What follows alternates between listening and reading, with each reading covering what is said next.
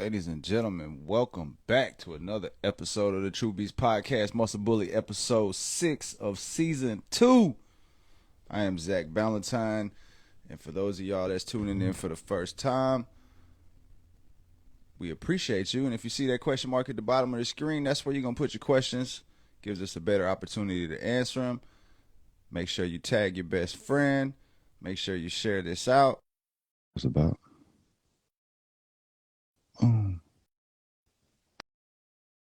Join. And I'm currently on autopilot right now. You on autopilot? Damn there. Hell yeah, man. We've been trying to get all these orders packed and ready for these V3s, and it's been bananas. Yeah. Nice. Good. That's a good thing. Yeah. That's a Productive, busy day. That's right. I've been seeing your post. I think it was a story or a reel. Yeah. Yeah, it was interesting because, I was telling Zach Roger yesterday, I went to the gym. I was like, hey, let me try this new kettlebell workout, right? And my girl's like, hey, I'm going to bring Cobra up can you watch him while I do it? And I was like, yeah, because when he gets here, what I'm going to do, this is a great idea. Why not I just really show off and fucking do all these fucking different exercises in front of him, because he's going to remember this shit because he's 5 months old. Yeah, the 5-month-old. And now I can't hardly fucking move.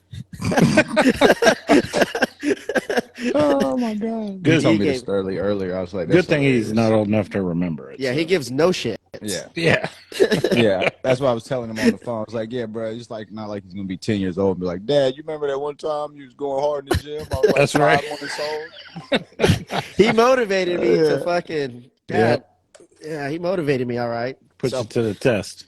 Well, what are we going to talk about tonight, fellas? I mean, I kind of want to go into this subject because I feel like we had a conversation about it earlier this week and we never got to really finish it. And we'll ask the audience too what y'all think about this. But are stack-offs hurting the American bully breed or bully breed in general? Or do you guys believe that stack-offs are a vital or pivotal part of the community? I'll let you. Well, we know where Zach stands. Yeah. Why we always Zach always gotta be the bad guy, bro? Zach's always gotta be the bad guy. I mean, from what I understand, like a lot of this really started as stack-offs, right? Like before there was actual put together organized event. It's kind of how the community got together and like showed their dog off. So it's like Roger said, it's kind of a history to it. But you got to think of it from the standpoint of sometimes when it is hype dogs or it is certain situations and it's certain people involved, it's going to predict what's going to be used from that point forward. Like, it's just an interesting concept. Go ahead. I'll let you go ahead, Roger. Here's the idea. I mean, to say that the event itself is a problem is wrong. It's not the event. Yeah. Now, it may be the dogs that show up there and then people get discouraged or get, would you say, directed in the wrong direction maybe or something. You know what I mean? But it truly is part of the history of the American bully. And I don't see anything wrong with it in that aspect. Yeah. You know what I mean? But it's just like every other aspect of the American bully, we need to do better. It's an interesting concept because I think there's like a catch-22 to it, right? Like, for example, let's say you did really well in the show ring and you actually you traveled, you did well during the show, you won your class, maybe you won the show, right? And then you go do a stack off outside of the parking lot or wherever you guys do stack, obviously not in the parking lot, right? But somewhere in the area, the grassy area, right? And some dog who may not meet breed standards, maybe is a little bit more extreme, tends to outshine the champ. Right. Well, yeah, that could always be a bad look. I mean, if you, like, for instance, like, let's just say a top dog in the ABKC or whatever the case may be goes to a stack off. And then that's why I was asking in the conversation we were having, like, how are these things? I've never really been to, like, an actual, like, stack off like that. Hey, see if we can bring Gilbert on here, BigDBullyCamp.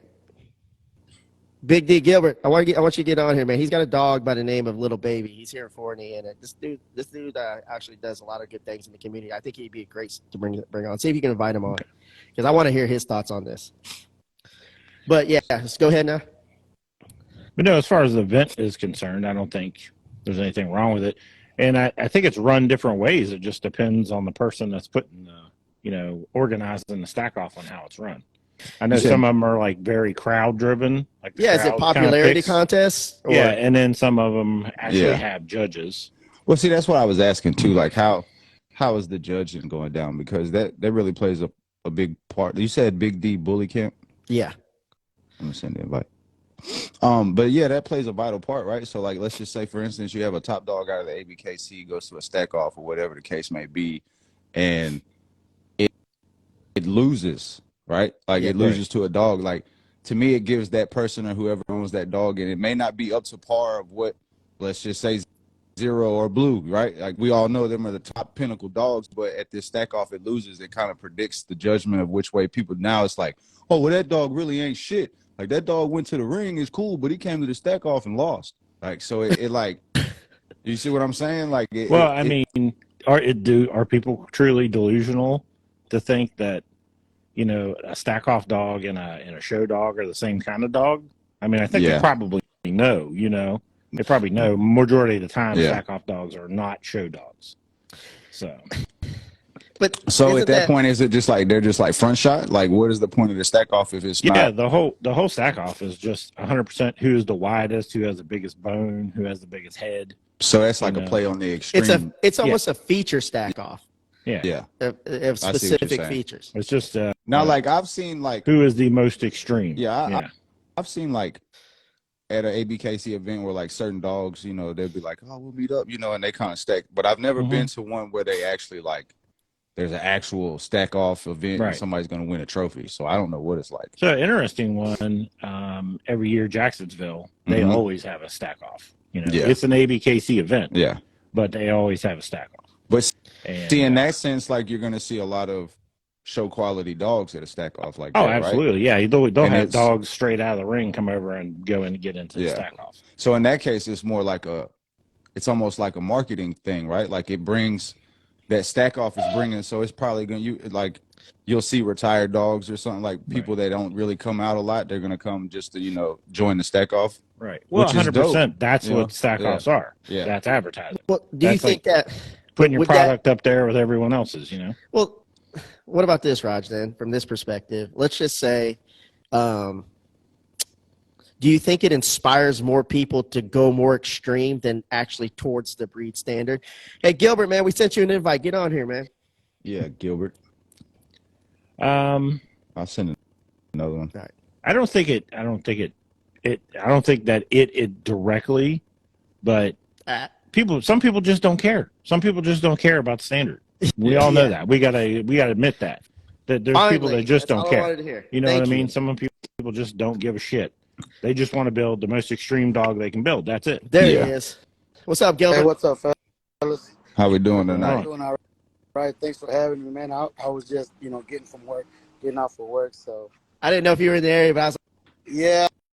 No, it's a good topic, man, because you can have, like you said, one win in the confirmation, take best in show. And then on the fun show side, they'd give it to a completely different dog. The stack off really, it should be overall, in my opinion. If your dog looks good from the withers forward, but his rear is not as great or he's long, then he's a better dog. Why is he winning? Oh shit! Come on, Zach. Yeah, I'm over here fumbling my battery. I've been to stack offs where they actually had them turn the dog sideways and do side stacks too. Yeah. I've seen that happen, but I don't think that's traditionally how it works. There's a little baby right there, guys. Yep. Who's little baby? He's off detox to Shamrock daughter. Okay, I've seen a lot of nice detox kids. I'm having a stack off right now. Yeah, this is how it's done right here. All right, so Gilbert, yes, we're looking at little baby, right? And this is one thing that we love to ask everybody who comes on the podcast is, if you were to break your dog down, and if there was any area, let's just say there's 3 things you'd want to improve on him, what are the 3 things that you want to improve on him to get closer to your vision? Mine would be cleaner fronts. He latched up a tad bit, and I would say his rear angulation. You know, I mean, it's not bad. It's not. Is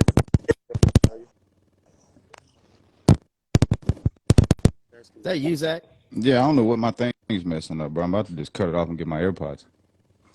And he carries Rocco. He's got not a kink, but you can feel a knot on his tail. Right. Major, but he is ABKC champion. Yeah, he looks great, man. You know, he's a nice dog. You know, I wish his fronts were a little bit tighter, cleaner. That's why I bred him to Sheba. Sheba's a 2-time lucky female that I have with phenomenal fronts and cat-like feet. So the pup's really nice. But that's what I would do. I mean, there's no perfect dog, obviously. But to me, on the back off, like I said, it's a double-edged sword because, you know, you could have on the conformation side, you can have the nicest dog to take best in show, but then you lose to an exotic in the Yeah. show. Yeah. Exactly. Not to rag on no one else's dog or anything like that, but that's just my humble opinion. Yeah. Well, do you agree, Roger, with him or no? I mean, that's because that's exactly what, you know, you can come from the show ring and go to the stack ring and stack off and lose, right? Because there's where the extremity, that's where what's rewarded is how big, how wide, how much bone, how much head. Yeah. You know, that's what's rewarded in that venue. So well, let me ask you guys this question then. If you had an option to have a national champion ABKC dog or the national stack off champ, who would you rather have? Confirmation. Now, there's 2 questions to go along with that. What is your goal? Do you want to make the most money, or do you want to have the best? Don't answer a question with a question. Because there's 2 answers. There's 2 answers. So don't you think don't you think that's kind of messed up? We're like the only, like, the American Bully seems like the only breed where the national champion is not the most sought out dog. Yeah. Where right. like for example, but then I deal with a lot of people in the AKC. Like I deal with a lot of different breeds, and one of the things that in the past that they'd always want us to do is like, man, you got, you know, my dog just won best of breed. I need to get these graphics done ASAP because we got about 6 months to campaign this dog, and then he's gonna be forgot about. Yeah. Right. Right. So the next one comes Yeah, along. Yeah. So it's such a unique situation. Okay, let's answer both things. So I guess you're saying if you want to make more money, then you go with the stack off dog. Yeah. Because in reality, like a stack off dog will make more money than a show dog will make. The show dogs, for some reason, outside the show community, aren't as desirable as stack off dogs. Because some of the people that are feeding into it aren't how can I say it? They don't You know. don't have to be politically correct here. You can say how you feel. I'm just saying. They just look and they see, oh my God, this dog is just, 13 inches tall. It's got, 12-inch bone around the arms or whatever. But, exactly. But they don't look at before, back then I bred pit bulls, you look at a dog when you make your pick and you pick the biggest one, not knowing what to look for. Mm-hmm. That's once you learn this, then you can't unlearn it. So it's like for people like us that do go to shows, you can't unsee these things. You can't unsee the high rear, the underbite, because you start picking the dog apart, which sucks because you can't really just look at a dog like you would before and say, man, that's a beautiful dog. Yeah, no, that's a very valid point. Yeah. Hey, are you like Zach Gilbert? Are you like Zach and Roger, where you'll be at a grocery store and you see a dog, somebody walking their dog, and you start fucking breaking down the dogs? Oh, bro! Every time I go to my mom's house now, I catch myself stacking a boxer. My sister's got like this little Shih Tzu thing, and I'm like, bro, it's got nice angulation. I go to the pet store. I'm like, that poodle's fucked up. Who's gonna tell Karen? I told my wife her multi-poo, her hair was all fucked up, so they had to shave it all the way down. Yeah. That dog's got a high-ass rear. But no, it's right, though. Like, I mean, I was around dogs my entire life, and until somebody actually sat me down and told me about structure and what it was and the foundation of a dog, like, I never looked at a dog like that. Even if a dog had a high rear or easty-westy or any of that case may be, you didn't look at it as that. You just was like, it's either a pretty dog or an ugly dog. Like, yeah, that dog's badass, or man, that dog's ugly as shit. Yeah. But once you get that broken down to you, that structure, it's like you said, it's hard to unsee it. So Learn to ride a bike. You can't. yeah. You can't. So okay, let me ask you guys this then. If the person chooses to go the money route, do they lack integrity and not care for the future of the breed?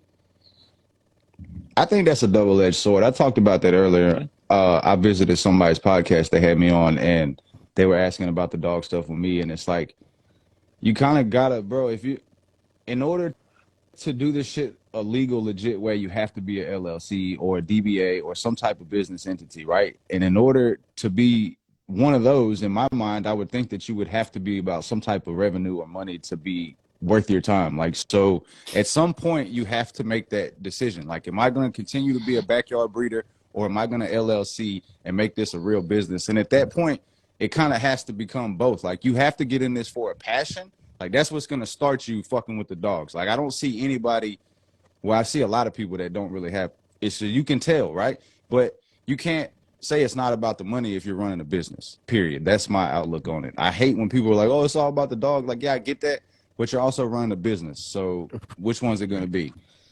Let me ask you this. Did any of us become attracted to the American Bully for other than its extremeness? Because I feel like that's what most people, first time I see American Bully, they're like, ah, damn, that thing's, you know. That's what catches your eye. That's what draws you in. When you're looking at, like, you know, structure and all phenotype and all that stuff, that is not inherent. Like, the dog's a visual breed. You know, you see its head, you see its shoulders. Like, that's what attracts you to the dog. Yeah.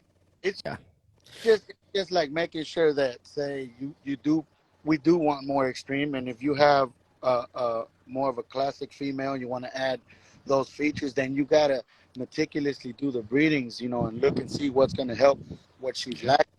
You try to take extreme to extreme, and that's when you start getting these train wrecks where, yeah, they got the big head, the big shoulders, the American Bully look, but then, you know, are you breeding for, you know, like you said, for money, for looks, or for structure to better the breed? Because at the end of the day, that's what we're trying to do. At least, you know, I try to at least better the breed. I mean, right. Hey guys, for those who are listening, we're talking about stack offs. Instead of leaving a question in the question mark box, leave your opinion. Leave your opinion in the question mark box so we can read this. If you agree with Gilbert or Roger or Zach or myself, or you don't, we want to hear your opinions about stack offs. Are stack offs hurting the American Bully or helping the American Bully as far as the clear vision and the clear path towards breed standards? So just leave it in the question mark. We'll read them off. All right. So 360 West Coast says, but also I could say on that, how many do OAF testing eyes and ears, even allergy tests? I guess he had said something earlier. Let me see. He says he completely disagrees with Roger. Roger's 100% wrong. No, he goes, I disagree. I disagree a bit on that. Where if you have a grand champion breeder will pay crazy to bring in that bloodline. So I guess he's saying, like, you know. I mean, they will pay, but they're not going to pay like the stack dogs get paid. I promise you. Yeah. Well, I guess you're saying there's not enough Rogers out there then, right? And I'm just saying in number of breedings. Yeah. Like their stud fees may be the same. But those stack dogs pull numbers of breedings. The dog that does really well can manage a championship title, but still be a dog of extreme. Those are the dogs that can cross over.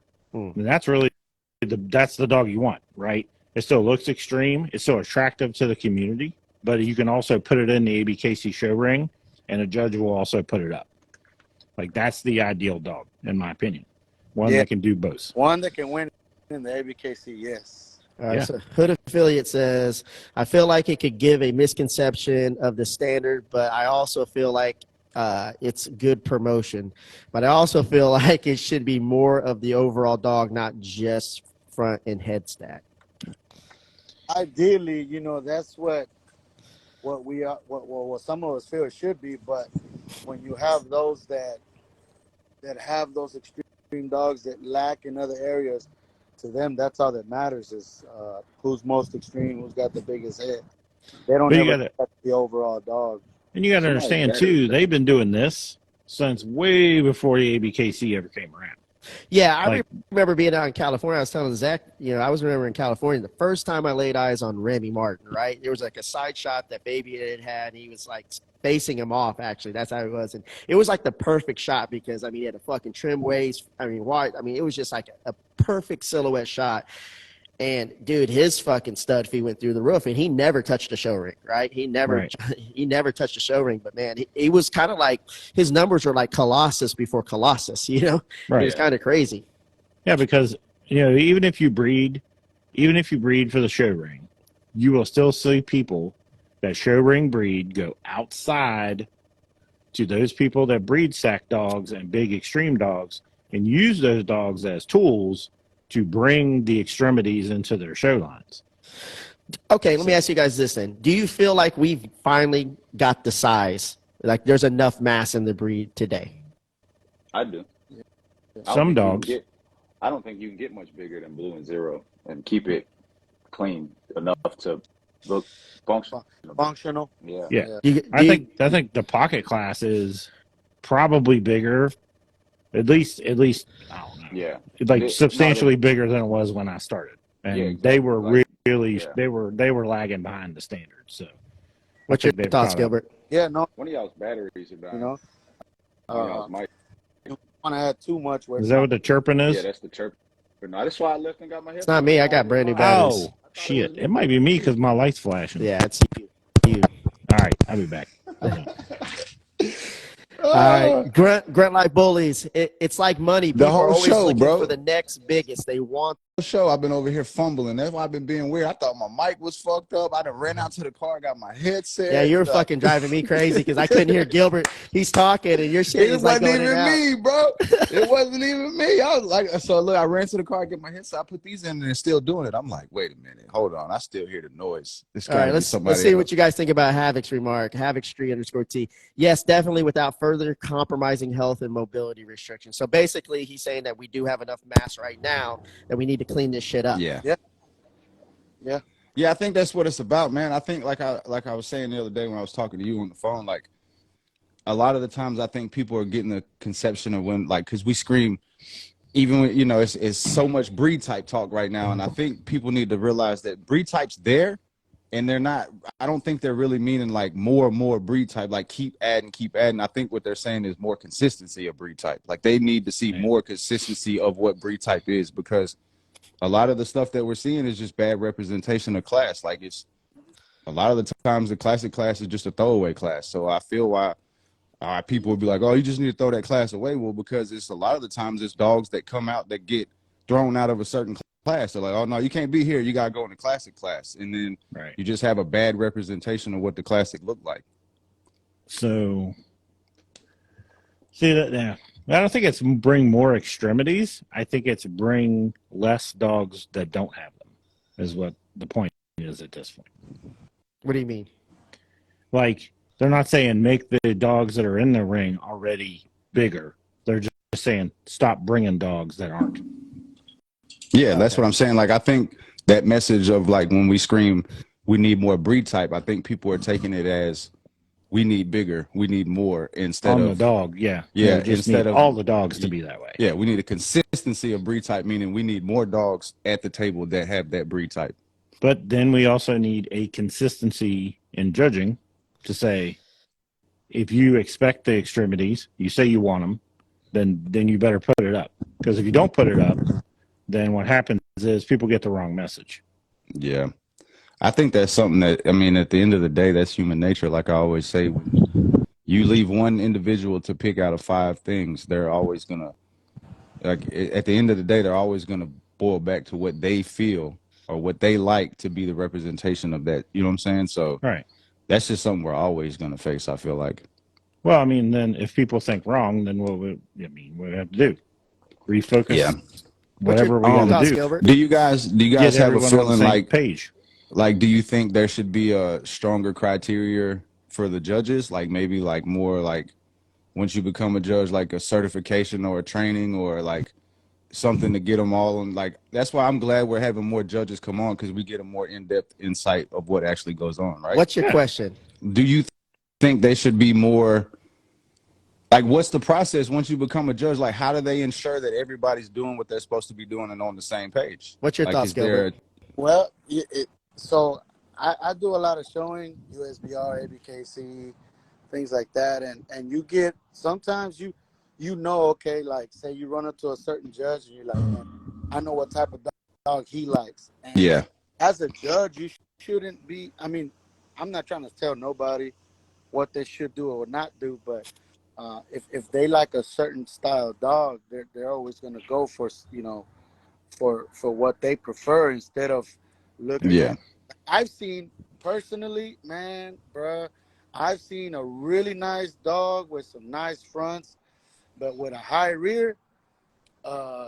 Take the champion class. You can outstack it. Like I said, there's no perfect dog. You can outstack Yeah. it, but gate the dog.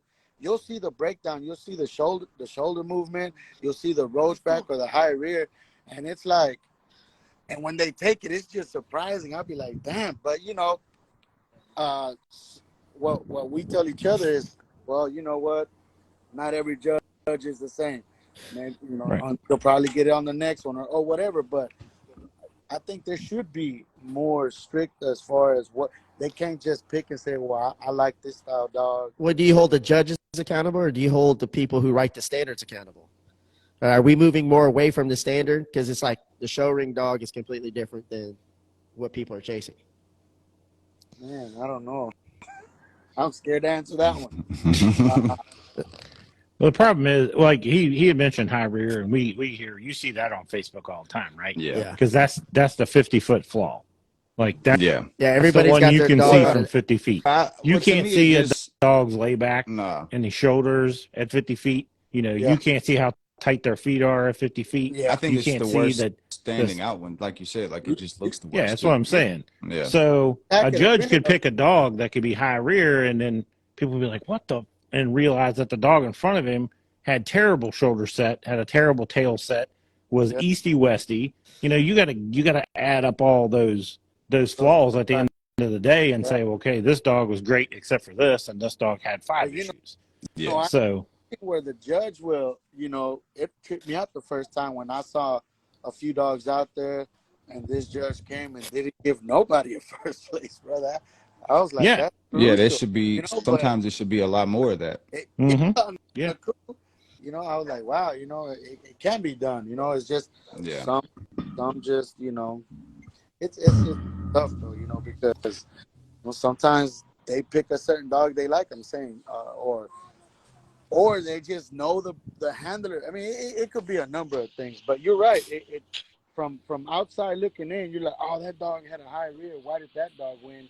But you can't see what he's seeing up close when he's putting his hands on the shoulders Yeah. and whatnot, the bite and whatnot. So yeah. makes sense. I'm sorry, but the bite is like the least offensive for me for some reason. Whew. Yeah. It is. I seen Gilbert disagrees, so does Zach. No. Would you guys? I mean, would you rather have a dog with? I mean, obviously we all want scissor bite, but would you rather deal with a dog that has an overbite or an underbite? Just for me, it's the way the head looks, right? So I want them to have a strong lower jaw. So Yeah. if they're overshot, it's going to make that lower jaw look weak. So if it can't be scissor, I would rather it be under, just because. Yeah, Roger hates those gonna keep terrier-looking that jaw. dogs. Too I mean, terrier. there's some dogs that have a slight underbite, which is what they call reverse bite, Yeah. which is still cool and it's not bad. But when it's like, and the tongue sticking out, then that's different. Yeah, I'm not talking about like putting a roll of quarters between the top and bottom teeth, but yeah, they're still touching. It's just the Yeah. bottom ones are out and the top ones are in. They You know what I dropping mean? food out And their it just mouth. creates that little more dominant jaw. So for me, I like the way it looks. I'm not saying it's right, and I'm not saying a judge should be like, no, that's fine, or make it part of the standard. But I'm just saying, I think dogs have a more dominant looking jaw when they are. dogs out there that have that slight underbite, and it's fine. It was just a question that somebody had brought to my attention and asked me what would you rather do? Yeah, what Yeah. What would I rather work with? Is what he was asking. Yeah. But yeah. But wouldn't it be easier to correct to have a dog with a slight overbite, because there's a prominent amount of dogs that have more bulldog traits where you could fix it with an underbite or a clean bite? I don't know if it works. I don't know if you can take an overbite and an underbite and blend them together and get an even bite. Well, they've done it with the American Bully. You know what I mean? Yeah. Yeah. You could take two dogs with clean bites, clean season, Yeah. but get underbite. No, I Right, was just saying, going off the hypothetical question. Because it's the history. Well, yeah. Well, no, because I mean, you still got Bulldog in there. Bulldog comes back every once in a while. Yeah. Yeah. And you get your It extra definitely bite. pulls from way back there. But he's right. It would have a weaker jaw. Like you said, the head shape wouldn't look as good. I think a slight underbite to me is fine. I'd work with that. Yeah, it's the least offensive in my opinion. All right, guys. So you guys are tuning in. We're talking about stack offs. Is it hurting the American Bully, or is it helping the American Bully? Does it inspire, influence people who are actually introduced to the breed to go towards the money or towards improving the breed overall and show conformation? So I'd like to hear your guys' thoughts on that. Feel free to chime in anytime on that.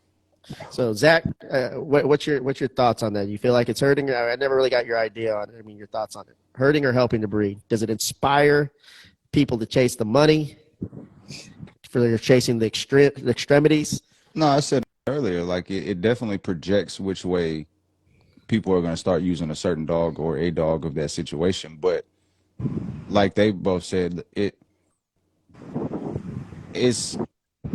depends on what community you're in. Like in the fun show community, yeah, it's a bad thing because most of the time it's poorly bred dogs, fucking got all kinds of issues. They got, dwarfism in there, and it's a bad look. But for instance, like the Jacksonville show, it's going to be a bunch of ABKC grand champion dogs that haven't been out in a while, that it's a hype way to build the show up. And I'm not sure how that was my question. Like, to me, it just depends on how it's judged. If it's just one person, I don't see, it's very detrimental because one person is going to predict everything. But I don't know, man. I don't think it is beneficial in a sense, unless it's kind of like what Tone does. He uses that stack off situation to bring people that would not necessarily come to an event.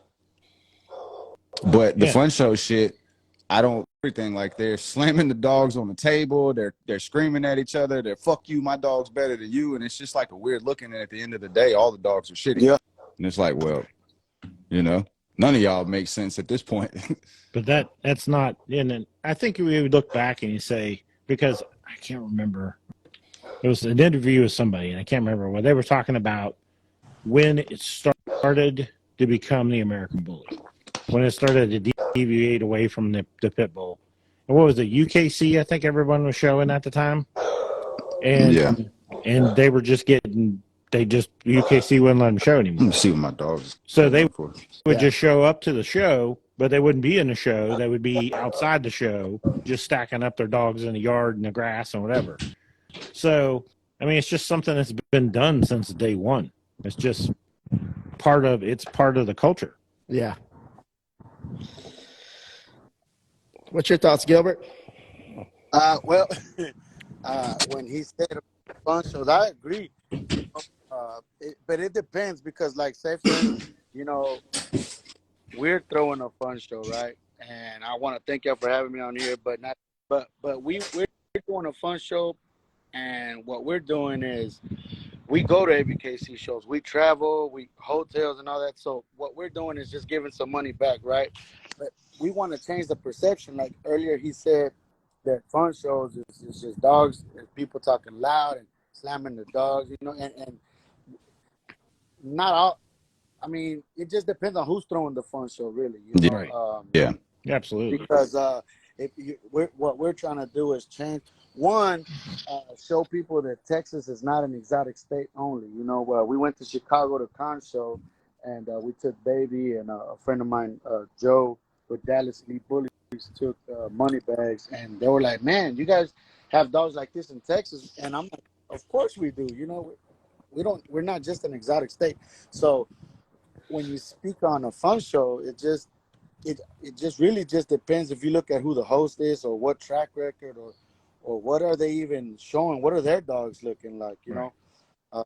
That's just, you know, I want to change people's perception of a fun show. When you say fun show, to me, I want people to come out, have a good time, enjoy the community, the dogs, great dogs, you know, good conformational dogs. And you know, that's my idea of what, and that's what we're trying to do.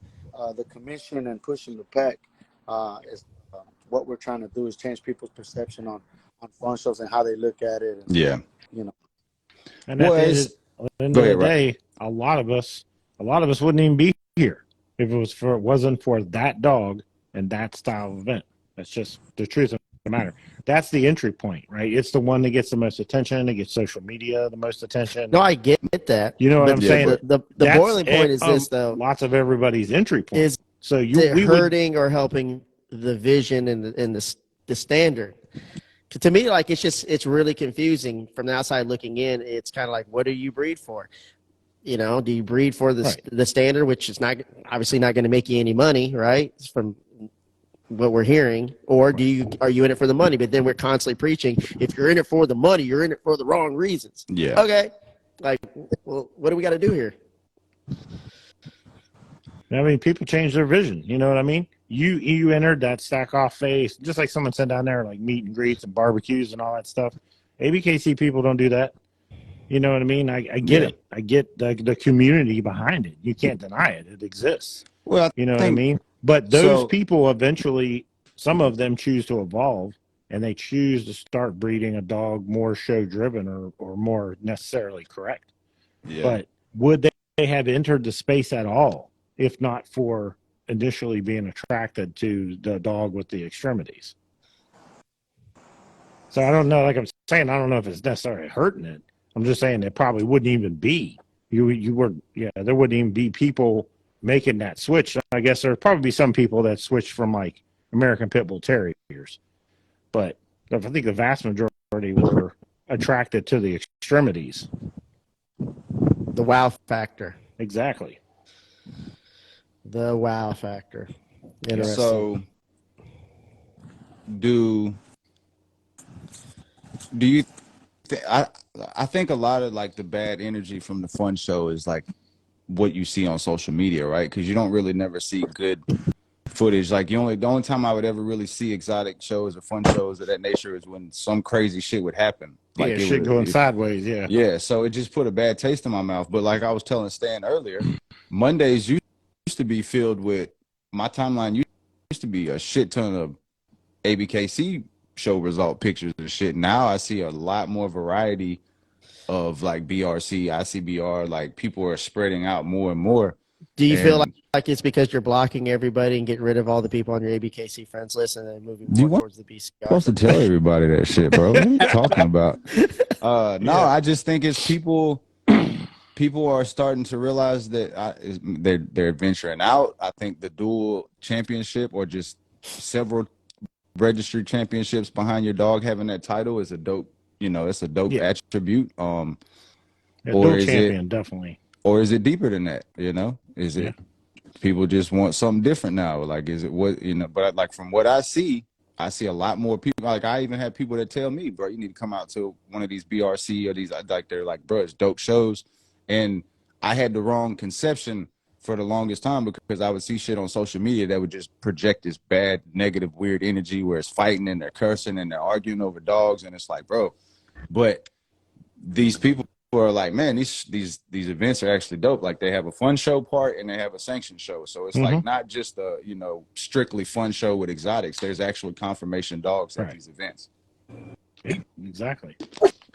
No, I've been to quite a few BRC shows. I mean, the energy is different.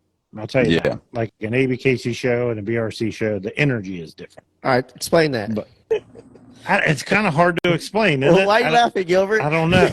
because my wife will not go to an ABKC show with me anymore because she's like, it's real quiet, it's homesick. And but I love everything about the American Bully. I love the showing. Yeah. But I do go to USBR shows and ABKC. I get to try BRC, and I definitely want to check it out. But I feel like those shows have a little bit more of like a fun show to it, vibe. Makes sense, like with the music and the networking, and it's some people that show dogs, they get the your dogs don't like the noise or the music in the background, but I think if you work your dog, then your dog should be able to focus and do its job in the ring, regardless of what's going on in the background. But yeah, I've been wanting to check out BRC. They don't really come down here to Texas that much, but it's definitely something I'm trying to check out for sure. Yeah, I feel like they stay primarily in like the Midwest kind of zone is where they kind of stay with their shows. I think the one they just had was in Troy, Alabama. Okay. They just had one in Troy, Alabama. And it looked like good turnout. I think a lot of people that you would see at ABKC shows. Yeah. So, people are venturing out. They're going different. But I think it's like I would imagine it's something new. They're trying to see what the hype's about, like, and then like everybody's giving a good response. Like the people that are going and checking it out are like, "Hey, bro, it wasn't bad." It's I don't think dope. there hasn't been a day, probably in the past 3 months, Roger, where Zach hasn't talked about a BRC show. Really? He's so full of shit, bro. This motherfucker, boy. I'm like, I might go. It's a question. It's more like questions. He does. And I think you owe it to yourself to at least check it out. You know what I mean? Like like Gilbert said, they don't really come down here. But, I tell you what, go to Jacksonville, because that's BRC energy right there. Like that ABKC show in Jacksonville has that. Well, so why do you think energy? That his shows are always so extraordinary? Is it because he only does so many? Yeah, so it's like like his events are big, bro. That Jacksonville show is like probably one of the biggest ABKC shows a year, bro. Shit is packed. And I don't understand it. Nationals. Yeah, that's what they say. They said it's packed like nationals, and then this is an ABKC show. Yeah, sanctioned. Jacksonville.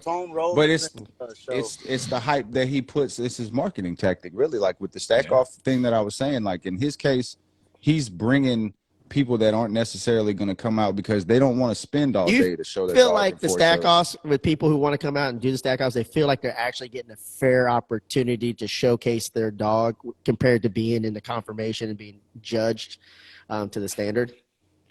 You think that's why people like it?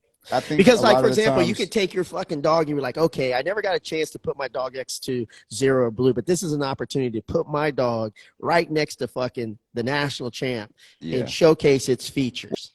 Well, it eliminates that, when you're going into the show ring, in your mind, your dog has to be to a certain criteria. So if there's any doubt in your mind or anything, like at the end of the day, it's not your dog's not being judged the same. Yeah, like this, the champ's a better overall dog, but my dog has a better head. Right. It's like, if your dog doesn't have, let's say, the best movement, or he's got bad stiff stifle, or he's got weird she's got weird shoulder placement in the front. Like, it's less things that you got to worry about. They're not judging by gait. They're not judging on a lot of the, it's like Roger said, it's more of it's a front shot, Yeah. Well, here's the other thing. I imagine most people that go to stack offs don't give a shit about what the ABKC thinks. I think it's probably just. I think you're probably right. They just don't care. Well, you think about people within the ABKC, their own judges will contradict what the registration says. You know what I mean? Like Gilbert said, is it not knowing? Is it not being educated to know what a structured standard dog looks like to where I think some of them know. They just don't care. Roger takes stacks off so serious that he's actually hired hand to do all his stack offs outside of the show ring. I'm not even doing it myself. Like a hired gun now. No, I love taking stack off to the next fucking level. But no, I love I love going. I don't mind a stack off at all. It doesn't bother me. But I like going. I like the energy. I like the community around it. Unless the shit goes sideways. But so when everything runs good, I like the energy. Do you think? I think it's cool. That's what it is right now. That people get to take off that serious hat. Because when you come to ABKC show, it's serious. It's supposed to be upper echelon, top tier. This is the best of the best, creme de la creme. You're not necessarily dressed like extraordinary, exuberant. That was a made up word. Either that or maybe, But maybe you're just you get to take the serious hat off. You get to go to Right. these other events, and you Just dress kick it. down a little bit. You get to listen to the jams. You just get to relax a little more. The jams. that, or you know what? Here's another thing to consider. Maybe it's because you're being judged by your peers. Yeah.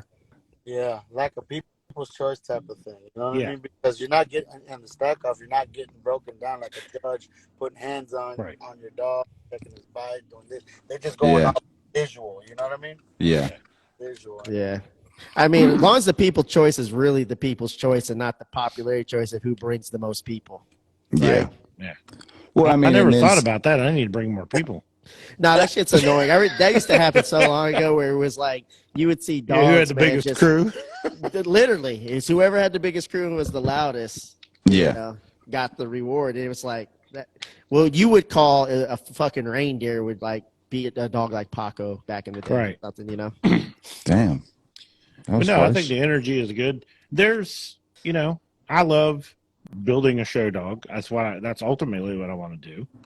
But at the same time, I can appreciate that community. I can appreciate the energy around that community. And I think if you can get involved with it, with a dog that is structurally good also, Both and sides, yeah, look, yeah, awesome. You like this dog. You can do it right also. You All can right. build a structurally good dog, and you can put him on a stack stage and win. Well, we got a few more minutes. Let me ask you guys this question then. And it flew by. didn't Currently, who do you feel is the national stack off king right now? Who's the number one fucking dog right now? Or give me the top 3 dogs. King of Well, stack offs. Here's the thing: majority of those dogs, Dylan. you probably haven't even seen them. Like there's one coming up, soon, and I guarantee you, there's going to dogs show up that people had never seen before. So does that like? It's what, just I get what tiptoeing around the Stan's saying, question. though, And I don't recall you being like, a ballerina. From what Stan be Well, saying, because like I in his mind, I don't normally go to them. I don't know. I don't like, know. so I don't like know, what like you're the top saying, 10. I don't know. like what Stan says is in his mind, 0 right now is the stack off king. I believe like he's the top he won a dog. He's a fucking top dog. He's stack off king. I think he did the work. I Is think he the that's most ultimate extreme? for me. I think I would be fun. It's like, boom, I got a But you don't champion, I put agree. an If a ABKC dog- ring, and then I'll take him to the stack off, and even if he does decently well, I think that's what I respect. pretty good More is accomplishment. as long as somebody's like doing the footwork in the show ring, confirmation ring, and is inspiring people and influencing people to also do it there and not just showing up to stack off a fucking dog. Right. Unless it's like a specific, hey, we're going to stack off to see who has the biggest head, or we're going to stack off who's the shortest and shit like that. For specifics, it's different, right? But just to be like, oh, it's the stack off fucking, the most extreme dog. The fucking eyes are like 3 inches apart and shit, right? But you have the fucking widest shoulders. To me, it's corny. No one's got a perfect dog, But as long as people are trying to, and that's, you guys know on Facebook, I'm very transparent. I post shit all the time. Like, I don't care how you did it yesterday. I don't even care how you did it today. As long as tomorrow you try to do it better. Like, just do something to do it better. Well, don't you think the ABKC or these registries should inspire them and promote bigger dogs in the show ring if that's what people want? Because that would actually make the shows more extravagant then. Because what I'm hearing is stack offs fucking bring more people to the show, yet you can have a fucking terrier type dog and fucking win national championship. And it's kind of like, why don't they just fucking make the standard to be more extreme? Well, the standard is extreme. That is absolutely not the problem. It definitely is. Those extreme dogs aren't winning. That is the problem. Yeah. Okay. Like if you're asking for it, you put it on paper. You even gave us a silhouette. Yeah. You look at the rear of the American Bully, right? It's very rounded, like wide and round rear end, Nice. right? That is Smooth anti-terrier. Soft. You want to smack it? No. But Yeah, but we got a terrier is very too, vertical like, dog with a narrow rear. You know what I mean? So yeah, but that you got to when you I don't say care if the dog's bigger, if it still has that narrow like silhouette. we got Why to is it winning? understand how far we've came from the terrier, though, bro.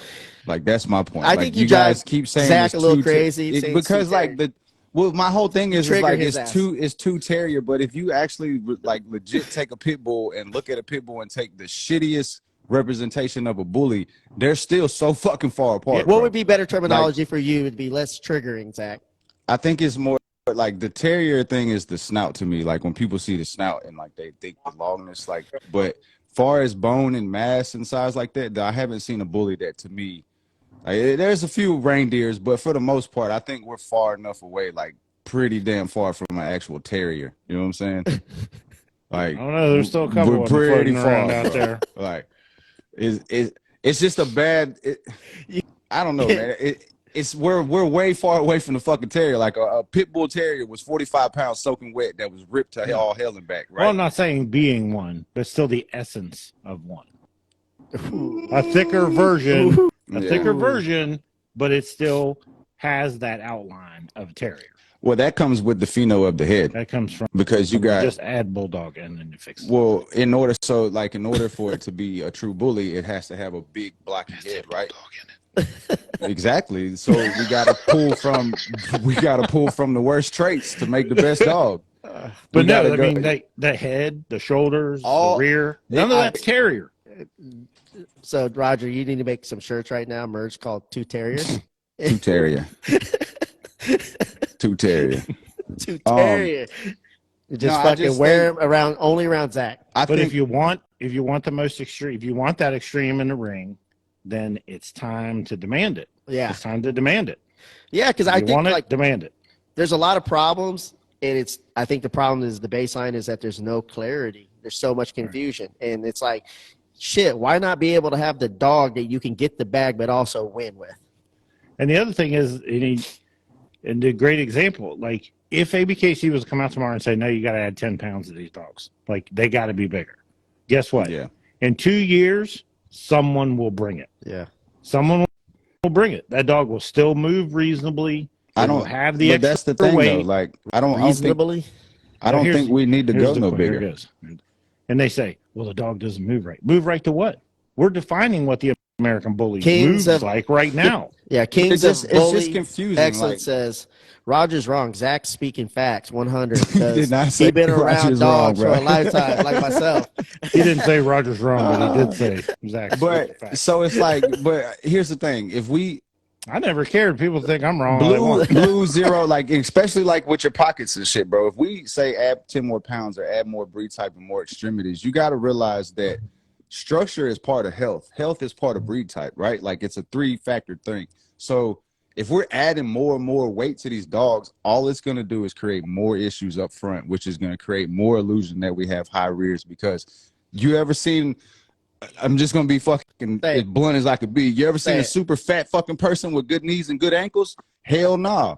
You know what I'm saying? Like you get too fucking big, they're blown, they get bruised, they blow out. You know what I'm saying? Like, have you seen some NFL linemen? Or what about Samoans? I thought they're fucking athletic. Bodybuilders, though. They train bodybuilders. It's not fat people. A football player trains every single day to be able to build bone density and exercise and hold himself up, right? Yeah, but for example, what about this? I'm saying like a 600 there was pound. A famous Doberman the other day who's the queen of selfies on fucking TikTok. Looked perfectly healthy, phenotype looked fucking perfectly great. Was not overweight at all. Fucking died heart failure. That's genetic, right? It was passed down, right?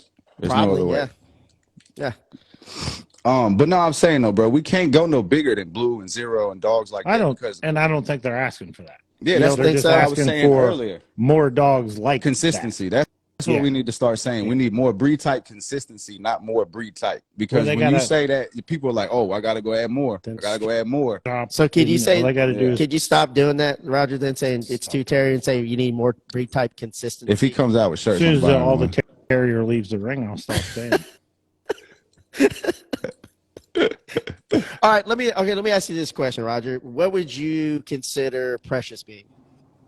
What class? Precious is extreme. She's extreme pocket. Okay, yeah, extreme pocket. Yeah, but she's showable. Yeah, you know what I mean. That's the thing. She has extremities. She has more extremities than the show ring requires. Yeah. I think she's the type of dog that you said that she could do both though. She can go in the ring and she can stack. Yes, she will. Yeah. She is. You know, I'd have no problem because she has a huge front and she moves reasonably well and she has good structure. You see pictures of her stacked off. See video of her moving around the ring. Yeah. Have you seen her, Gilbert? No. You know, she is it for the extremities that she has. I think she hits the mark. You love her. You would love her. The only thing is that you can't get nothing off of her because every time he breeds her, he sells it all to Exclusive. fucking Europe. He's got connects in Australia or some shit. He just be plugging them down there. No, just keep everything. Yeah, I just think, man, that's the confusion right now, and it's like we already see enough issues with the dogs that big. Like we all seen it when fucking you work them too much, or they do too much, and there's certain like stressful situations. I just feel like more weight, more substance, more all of that is just going to increase all of those issues. Right. Yeah, we shouldn't push it. And I think somebody else told, who was that? Oh, no, it was John Ronker. Yeah, John. Yeah. He was like, we don't need any more. Like, on the dog, we just need a consistency. So I think that's fair to say. But I think as long as you can bring a dog, I don't give a shit if his legs are this big around, if he still looks like a terrier, just with really big bone, as long as that dog is still allowed to come to the ring and they're still so put up, when you say still terrier, rewarded. You mean in like pheno of the face, like snout length and no, I mean the whole body. Yeah. You know what I mean? They have more narrow, like their chests are a little bit more narrow. They don't have exaggerated shoulders. They don't have these big exaggerated shoulders. You know, his dog is a perfect example. Big exaggerated shoulders. You know what I mean? Like that. That is what defines the American Bully, is exaggerated features. You can have a dog that's terrier and be bigger and more muscular, but it still will not have those exaggerated features. It's just a bigger version.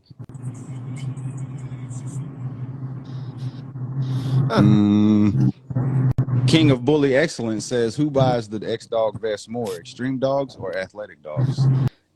Both. Yeah. Like we're getting a lot of extreme dogs now just because, they're trying to find ways to condition them in a convenient way. But I don't know. I would say more athletic dogs also buy them. Yeah, sure. But we're getting now where more fucking people dealing with behavior issues and dogs with anxiety. So, if you got a dog that's muscular and you use that vest properly, that dog can get more defined. Get more, because what's more impressive to me to see a dog stacked out is just not the fact that he has like these real big shoulders, but there's like this rippling in the muscles in the shoulder. Well, if people are smart, if people in the show confirmation are smart, or even before stack offs, I would load that motherfucker up to 10%, put it on your dog for about 5 minutes to 10 minutes pump.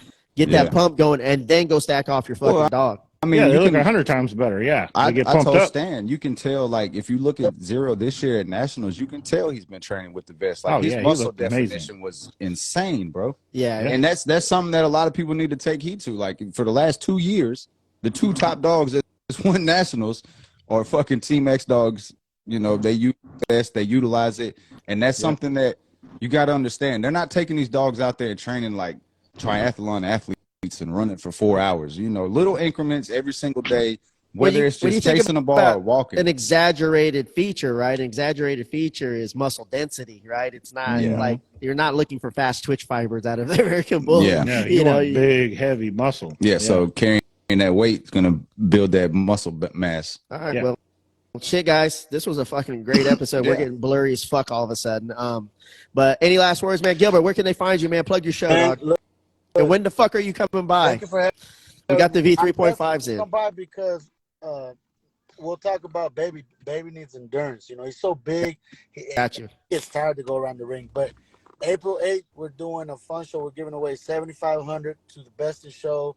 We're giving away prizes for best pocket, best standard. Now we have a judge that's gonna be looking for quality dogs. We're not into that screaming. There's going to be some exotics there because, like everyone was saying, they bring out the community. Yeah. But we're looking for functional, we're not, Anywho, April 8th, Mesquite, Texas. We'd love for you guys to come out if you're available. The Ultimate Bully Championship is what it's called, Easter edition. We'd love to have you guys. Like I said, it's going to be ran like an ABKC show. And the reason we're doing this is because we travel, we show, we know what it takes to spend, and we're just trying to give back, 7,500. There you go. That's fucking phenomenal. Yeah, that's badass. All right, man. Well, guys, I had a blast. We got to do more of these. It's dope, man. Who we got coming up next? Who's next? Nico. Yeah, Nico. Maybe Casey Christino, Judge. then James Cooper after that. Yeah, that's right. Hopefully we'll get to Zoom before this, man, so we won't be blurry and shit. Yeah, it's going to be blurry on those guys Yeah. for sure. But I All think right, this is great. We're going to have questions for both those guys. Yep. You know? And I got some really good ones for him. So, Some man, I love y'all, bangers. man. See Later. y'all next week. Team X See ya. Dog strong.